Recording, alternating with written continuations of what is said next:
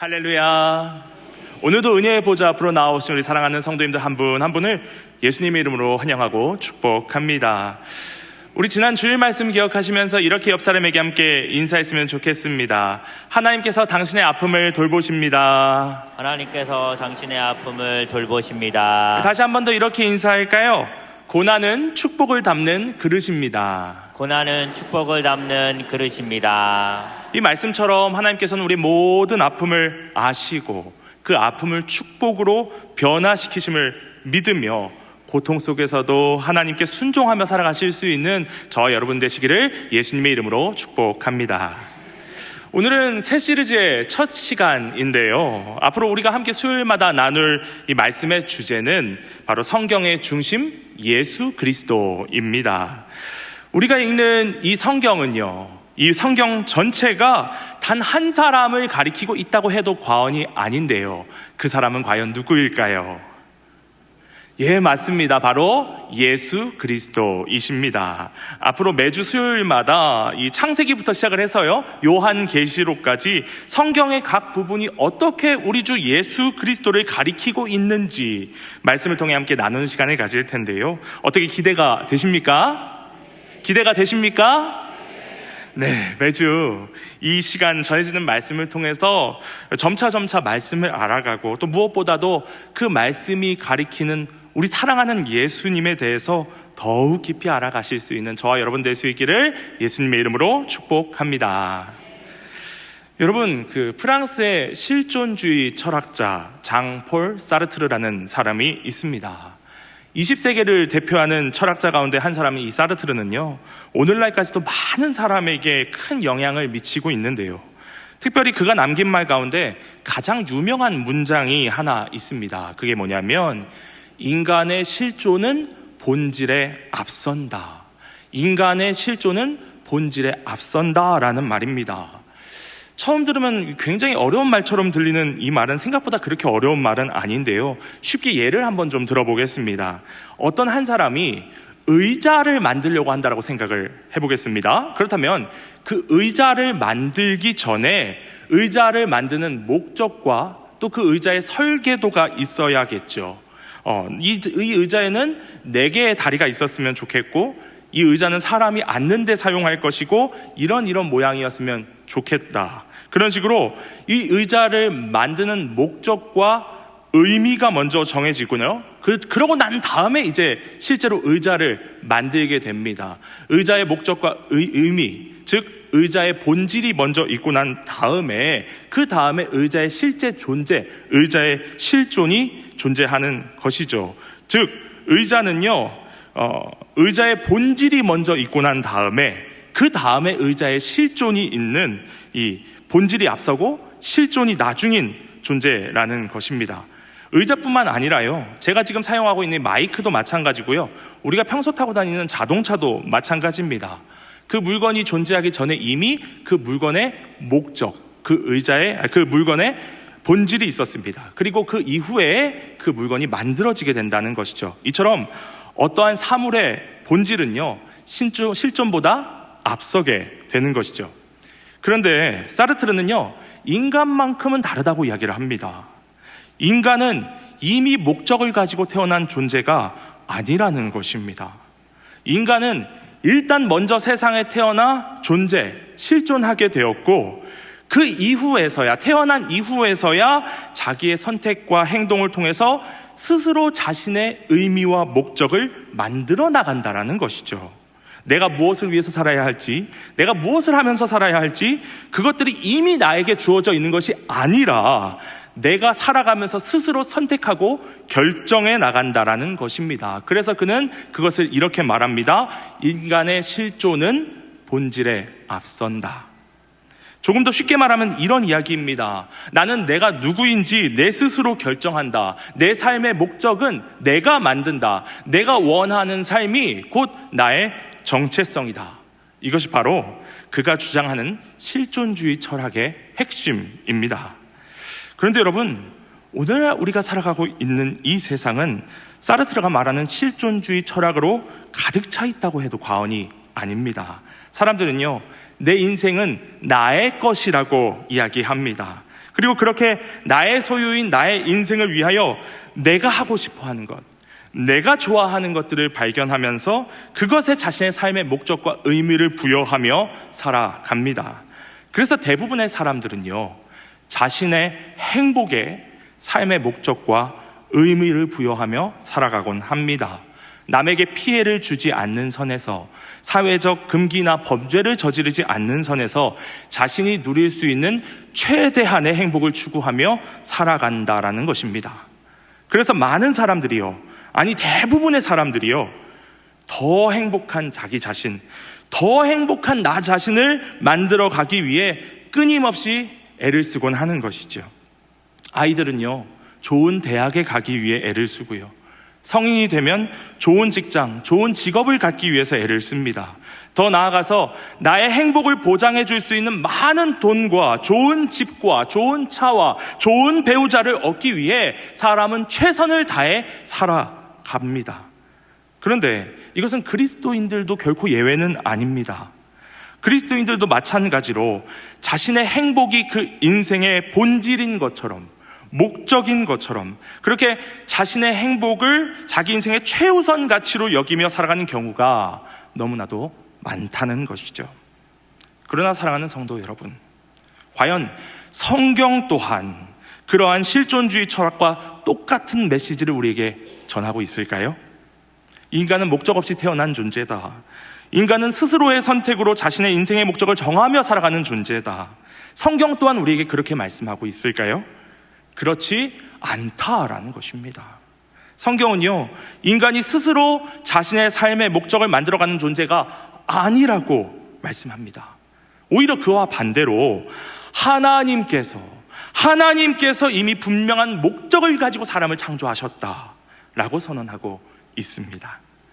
오늘 우리가 읽은 창세기 1장 26절부터 28절까지의 말씀은 바로 그 사실을 성경에서 가장 처음으로 선포하고 있는 말씀인데요, 이 창세기 1장 26절부터 28절의 말씀은 우리가 누구인지, 우리가 왜 창조되었는지, 우리가 무엇을 위해 어떤 목적을 가지고 이 땅에 창조되었는지를 우리에게 분명하게 가르쳐주고 있습니다.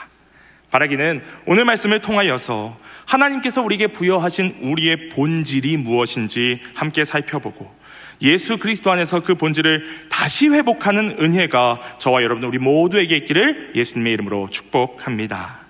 자, 하나님께서 주신 우리의 본질, 그것이 무엇일까요? 첫째, 함께 읽겠습니다. 사람은 하나님의 형상대로 지어졌습니다.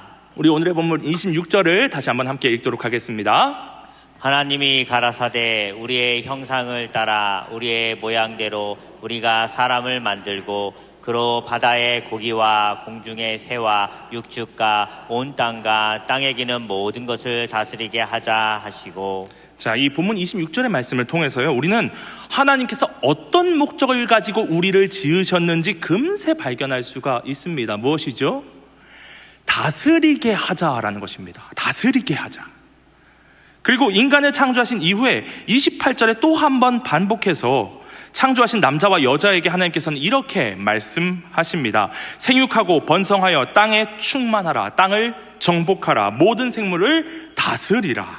이 말씀처럼요, 사람은 생육하고 번성하며 땅에 충만하며 모든 생물을 다스리는 존재, 즉 하나님의 대리 통치자로서 창조되었습니다.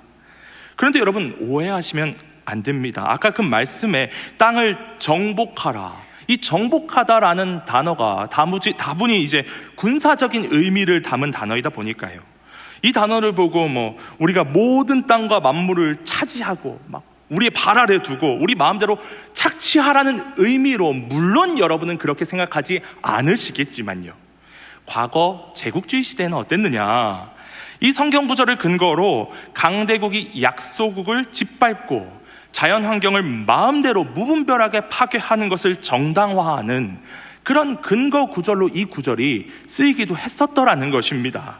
그러나 성경이 말하는 정복이란 무엇일까요?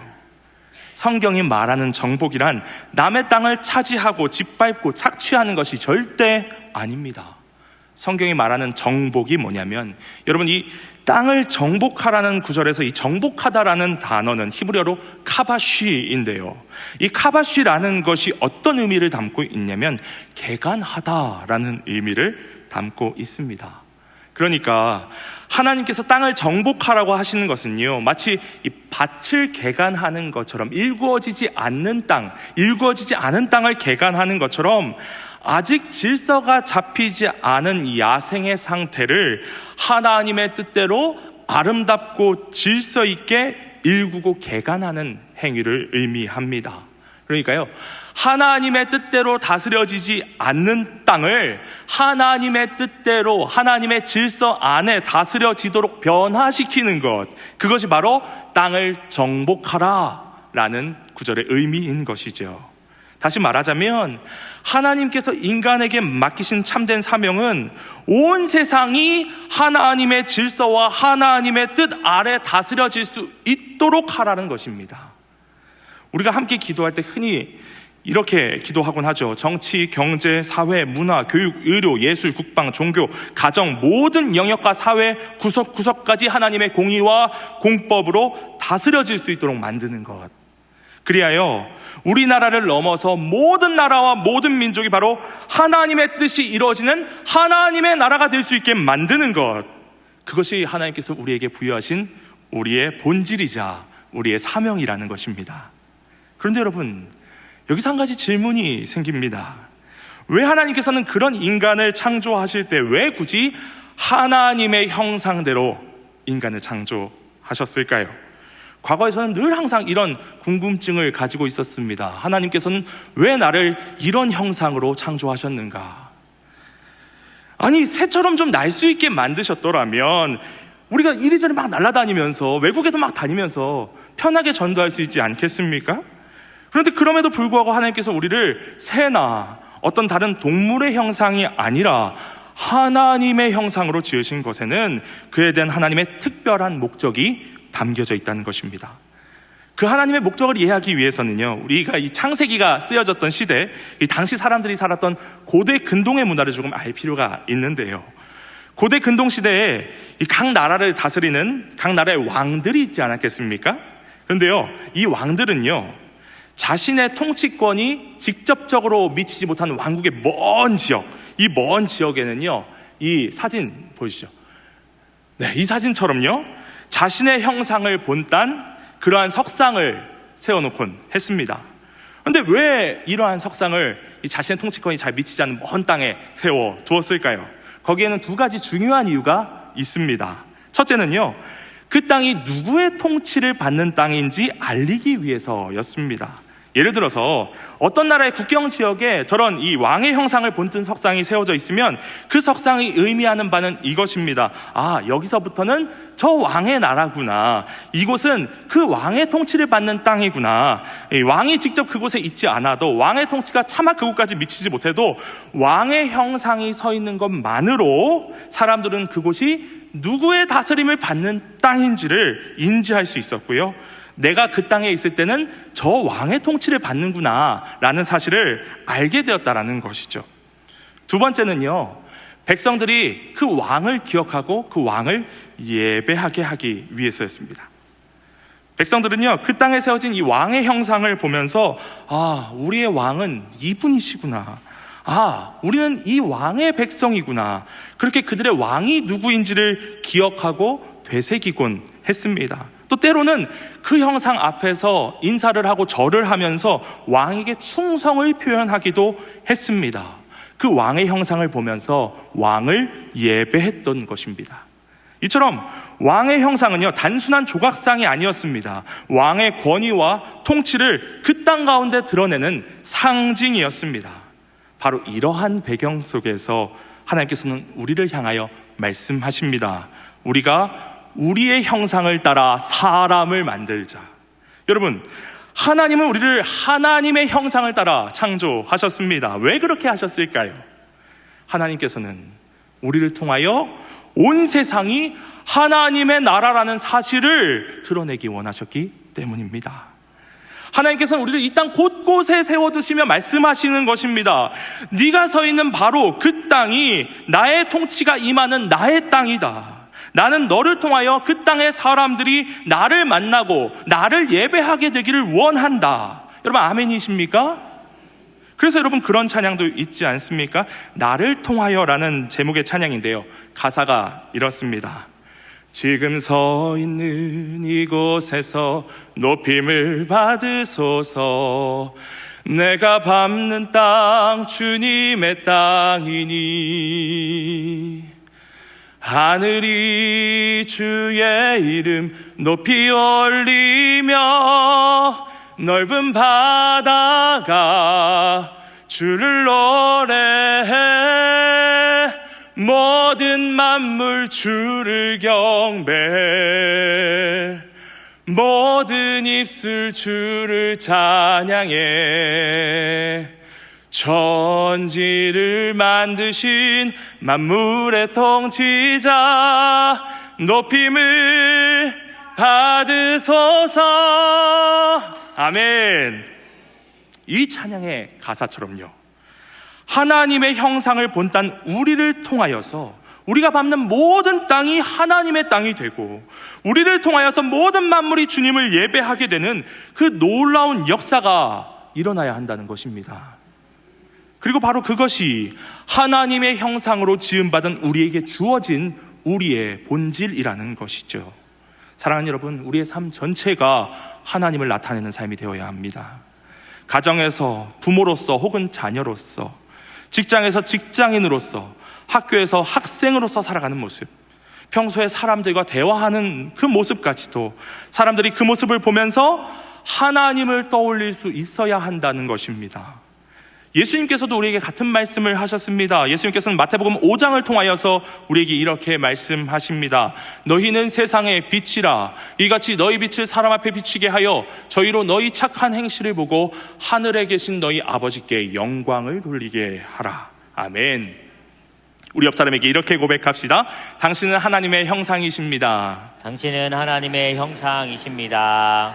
하나님의 형상대로 지음받은 우리들답게 하나님의 통치를 받는 우리의 선한 삶으로 말미암아 하나님의 통치가 임하지 않는 곳에 하나님의 통치가 임하게 하고, 하나님을 예배하지 않는 땅에 하나님을 예배하는 자들이 일어나게 되는 그러한 우리의 본질을 따라 살아가실 수 있는 우리 모두가 될 수 있기를 예수님의 이름으로 축복합니다. 그런데 여러분, 여기서 우리는 우리 자신을 돌아볼 필요가 있습니다. 우리는 정말로 그렇게 하나님의 형상을 따라 지어진 우리의 본질에 걸맞는 삶을 살아가고 있습니까? 솔직하게 우리 삶을 되돌아본다면 그렇게 살아갈 때도 물론 있지만 사실은 그렇게 살아가지 못할 때도 있는 것이 우리 자신의 부끄러운 본 모습 아니겠습니까? 그렇다면 왜 우리는 그렇게 영광스러운 하나님의 형상을 따라 창조되었음에도 불구하고 그 하나님의 형상에 걸맞는 완전한 모습으로는 살아가지 못하는 것일까요? 여기서 둘째입니다. 우리 함께 읽겠습니다. 그러나 인간은 전적으로 타락했습니다. 사랑하는 성도 여러분, 우리가 하나님의 형상대로 지음받았음에도 불구하고 그 하나님의 형상다운 완전한 삶을 살아가지 못하는 이유는 그렇게 하나님의 형상으로 지음받았던 아담과 하와가 선악과를 따먹고 범죄함으로 말미암아 그 하나님의 형상이 심각하게 훼손되는 전적인 타락을 겪었기 때문입니다. 여러분께서 잘 아시는 것처럼 아담과 하와는 선악과를 따먹고 하나님처럼 되고 싶어 했습니다. 다시 말하자면 그들은 하나님의 통치를 벗어나 자기 자신의 선악의 기준을 자기 멋대로 결정하기를 원했습니다. 나의 삶의 주인은 하나님이 아니라 나 자신이다. 무엇이 선이고 무엇이 악인지는 하나님이 아니라 내가 정한다. 내가 누구인지 결정하는 것은 하나님이 아니라 바로 나 자신이다. 그러한 그들의 욕망으로 말미암아 선악과를 따먹고 전적으로 타락한 것이 바로 아담과 하와였습니다. 그런데 여러분, 이것이 바로 사르트르가 주장했던 실존주의 아니겠습니까? 인간의 본질은 인간이 정한다. 하나님, 우리의 본질은 우리가 정하는 것입니다. 왜 하나님께서 우리의 본질을 정하려고 하십니까? 그렇게 하나님께 반기를 들고 하나님과의 관계가 완전히 산산조각 나는 것, 그것이 우리 인간이 겪었던 전적인 타락의 본 모습이었습니다. 그렇기 때문에 이 선악과 사건이 등장하는 창세기 3장은요, 인류 최초의 실존주의 선언이 벌어진 장이라고 해도 과언이 아닙니다. 그런데 문제는 인간은 본래 그렇게 하나님과 단절된 상태로는 스스로의 힘으로 살아갈 수 있는 존재가 아니라는 것입니다. 여러분 잘 아시다시피 최초의 인간의 이름은 아담입니다. 이 아담이라는 단어는요, 사람이라는 뜻을 가지고 있습니다. 그러니까요, 아담이 곧 사람이고요, 그가 모든 인간의 대표라는 의미를 담고 있는 말인 것입니다. 그런데 이 아담이라는 말에는 한 가지 의미가 더 담겨져 있습니다. 히브리어에는 아다마라는 단어가 있는데요, 이 아다마, 아담, 왠지 어감이 좀 비슷하지 않습니까? 예, 이 아담이라는 말은요, 사실은 원래 이 아다마라는 단어에서 파생된 말입니다. 그렇다면 이 아다마라는 것이 뭐냐? 흙 또는 먼지를 의미하는 단어입니다. 하나님께서 이 아담, 즉 사람을 어떻게 창조하셨느냐? 창세기 2장 7절을 보면 이렇게 말하고 있습니다. 하나님께서 땅의 흙, 곧 아다마를 가지고 거기에 무엇을 더하실까요? 생기를 불어넣으셨습니다. 그렇게 먼지에 불과한 그 존재에 하나님의 생기가 들어가니까 그것이 어떻게 되느냐? 바로 생명이 되었다. 원어로는 네페시 하야, 즉 호흡이 있는 살아있는 존재가 되었다라는 것입니다. 그러니까 흙먼지에 불과한 존재에 하나님의 생기가 들어갈 때야 비로소 살아있는 존재가 되는 것이죠. 그것이 사람인 것입니다. 반대로 말하자면 사람은요, 하나님의 생기가 그 속에 있지 않고서는 그저 아담아, 흙, 먼지에 불과한 존재라는 것입니다. 하나님과의 관계가 끊어져서는 아무것도 아닌 존재가 바로 사람이라는 것이죠. 여러분, 사람은요, 하나님 절대 의존적 존재입니다. 한번 따라할까요? 하나님 절대 의존적 존재. 하나님 절대 의존적 존재. 사람은요, 하나님 없이는 스스로 살아있을 수 있는 존재가 아닙니다. 죽을 수밖에 없는 존재라는 것입니다. 그런데 그렇게 하나님 절대 의존적 존재인 사람이 내 뜻대로, 내가 원하는 대로 나의 존재를 결정짓고 내 마음대로 살아가겠다는 그 욕망으로 인해서 하나님을 떠난 것이죠. 하나님과의 관계가 단절된 것이죠. 그리고 그것으로 인해서 원래 부여받았던 하나님의 형상이 심각하게 훼손된 전적인 타락을 겪게 되었다는 것입니다. 이로 인하여 사람은요, 더 이상 하나님의 형상으로서의 능력도 기능도 의지도 발휘할 수 없게 되었습니다. 완전하게 지음받았던 사람이 더 이상 완전하지 못한 존재, 흙, 먼지에 불과한 존재가 되어버렸습니다. 지금 당장은 살아있지만 그 생명을 공급하는 생명의 원천이 끊어졌기 때문에 결국 언젠가는 죽을 수밖에 없는 존재가 되어버렸다는 것이죠. 그것이 바로 오늘날 우리가 완전한 하나님의 형상대로 살아갈 수 없고 기능할 수 없는 근본적인 원인이라는 것입니다. 그러나 사랑하는 성도 여러분, 바로 여기에서 복음이 시작됩니다. 하나님께서는 그렇게 스스로 하나님의 형상을 벗어던지고 하나님과의 관계를 단절시킨 인간을 다시 찾아오셨습니다. 그냥 찾아오신 것이 아니라 스스로 인간의 모습으로, 인간의 몸으로 비하하셔서 우리 가운데 찾아오셨습니다. 첫 번째 아담이 무너뜨린 하나님의 형상을 마지막 아담인 예수 그리스도께서 다시 회복시키시기 위해 이 땅에 오신 것입니다. 여기서 셋째 함께 읽겠습니다. 예수께서 하나님의 형상을 회복시키셨습니다. 여러분, 창세기 초반부는요, 영광스러운 본질을 부여받고 창조된 인간과 그 인간의 심각한 전적 타락을 다루고 있습니다. 그리고 동시에 이 창세기 초반부는요, 그 모든 문제를 해결하실 마지막 아담, 바로 우리 주 예수 그리스도를 가리키고 있습니다. 창세기 3장 15절은요, 그렇게 인간을 유혹해 타락시킨 장본인인 뱀을 향해 선포된 하나님의 예언을 담고 있습니다. 우리 함께 읽겠습니다. 내가 너로 여자와 원수가 되게 하고 너의 후손도 여자의 후손과 원수가 되게 하리니 여자의 후손은 내 머리를 상하게 할 것이요 너는 그의 발꿈치를 상하게 할 것이니라 하시고. 여러분, 이 여자의 후손이 누구입니까?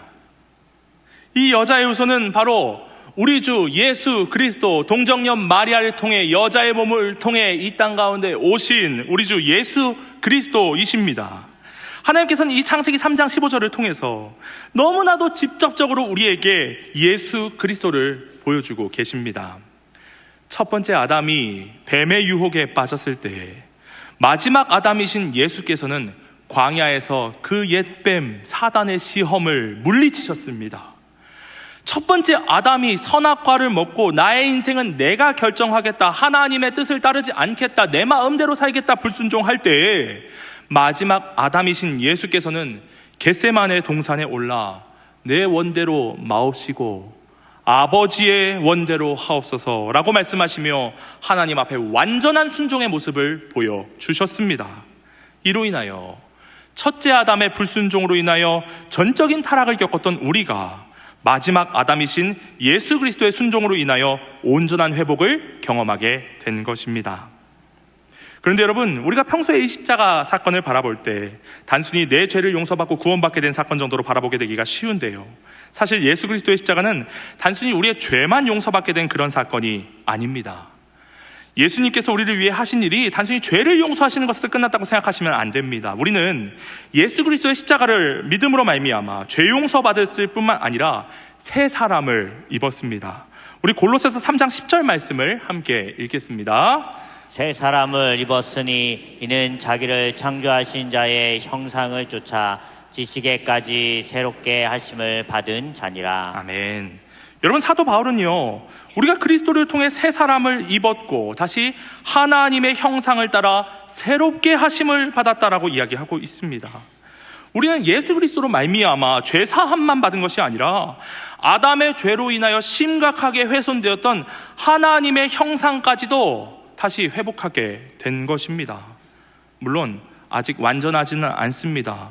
우리는 여전히 연약합니다. 여전히 죄와 싸워야 하고 때로는 넘어질 때도 있습니다.